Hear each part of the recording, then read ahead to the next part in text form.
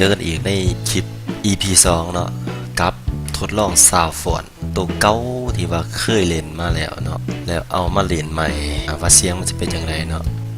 คือคลิปก่อนเนาะเฮาเลยเอาซาวฟอนของอาจารย์ตีล็อกเนาะ2017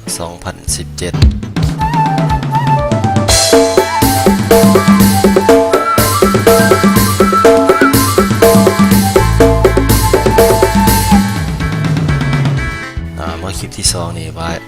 จะเป็นซาวฟอนยังกะติดตามชมเลยโอเค